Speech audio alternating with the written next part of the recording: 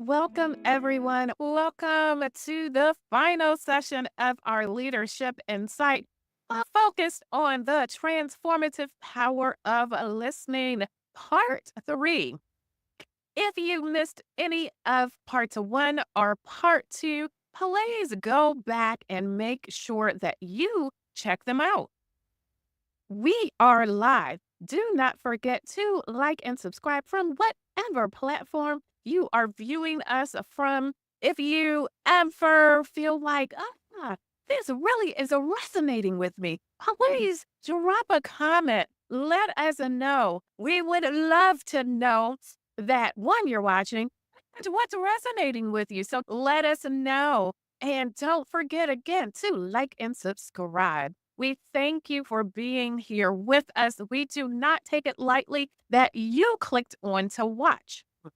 In our previous sessions, we explored two concepts, listening with presence and listening beyond words. And today we'll engage in our third and final point, listening to learn, not to respond. Now, this session will highlight how this approach fosters a culture of open communication and continuous improvements within our team. Let me give you a short recap so we can blend all of our 3 points together. In our first session, we discussed listening with presence, which emphasizes being fully present in conversations, setting aside distractions, and showing genuine interest in the speaker. This practice builds trust and encourages an environment where open dialogue thrives. Now, in our second session, we focused on listening beyond words,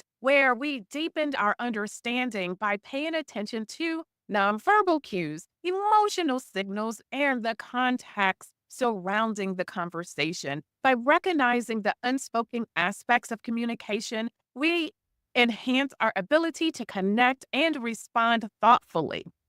Today, it's all about listening to learn, not to respond, is about shifting our mindset during conversations from merely waiting for our turn to speak to generally seeking to understand the speaker's perspective. This approach prioritizes curiosity over rebuttal. Did you hear that?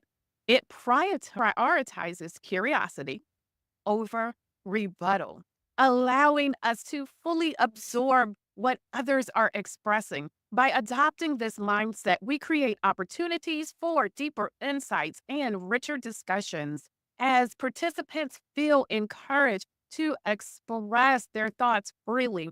Wouldn't it be a great workplace to be able to share what you are actually feeling instead of being quiet? To be able to say, hey, have you thought about this? Have you thought about that? This made me feel this way. That would be a great place and a great environment to work in, a respectful environment to work in. When you listen to learn instead of react at work, it's such a huge benefit and creates this profound effect. Leading with this kind of listening creates that safe space where team members feel appreciated and they are able to be at their best and do their best work. This makes it easier for employees to work together because they are more likely to share new ideas. And isn't that what we want? We want our employees to be able to share new ideals and helpful comments. In addition, a culture that encourages people to learn from each other helps clear up any confusions. It also settles any disagreements, which leads to better results and stronger team relationships. Let's look at a situation involving a team leader at this business. Let's just make it a software business. Now, a leader saw that talks often turn into heated discussions. Okay. One particular leader saw that talks often turned heated during project reviews, with people on the team always rushing to defend their ideals. It was like they felt like it was a front assault attack. And so, haven't you been there? Because I know I have been there where you mention one thing about a particular project, and if it happened to be someone else's project, and even if it just was just one thing, and they were just so offended, and how many have been there? So people on the team rush to defend their ideals. This particular leader changed how that next meeting was run after learning how important it is to listen in order to learn. Instead of responding right away with counter arguments, the leader this time actively encouraged the team members to share their ideals without being interrupted. Now, there are some people who, and especially just depending on where you are in your life, where you are in your career, if you're sitting in that team, you may not be listening to learn and not to respond. I need us all to give other people grace, was whether you are currently a leader or whether you are striving to be a leader, give people grace, because what I'm asking of you is not what everyone does. And it's not what every employee practices. And thus, I need you all to have great patience as you all are practicing this. But in this example, that leader recognized that they needed to set this standard to tell people, listen, and encourage them.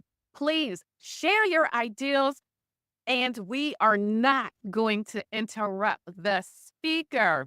By asking deep questions and generally wanting to know their thoughts, the leader found and began to understand that a big source of conflict was just merely misunderstanding about the project's goals. Now, because they could talk to each other freely in this context, the team came up with answers and made their goals clear, which not only made the project better, but it also made relationships stronger. For today's session on listening to learn, not to respond, I have emphasized the importance of prioritizing understanding in our conversation, coupled with our earlier discussions on listening with presence and listening beyond words. We've explored three essential pillars of effective communication. So that's listening with presence, engaging completely in conversations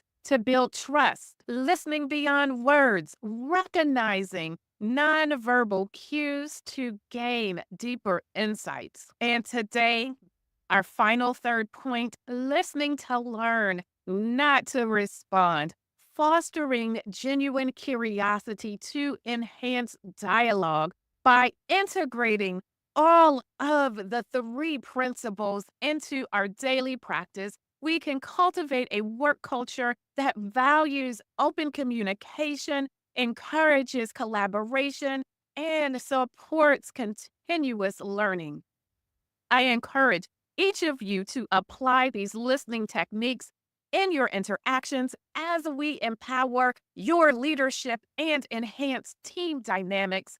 Thank you for participating throughout our three-part series. I always end with a quote. And for our series quote, when people talk, listen completely. Most people never listen. We won't be that person. We are leaders that listen and fully engage in listening. It is a key element in transformational listening when people understand and they go beyond just surface level communication to be able to foster deep connections and change. Don't forget to like and subscribe from whatever platform you are watching us. We thank you for joining us. We thank you for taking the time to listen to us. Join me next week for more incredible insights. You deserve nothing but the best. It's my goal to ensure that you move to your next level. Let's take your career to new heights together.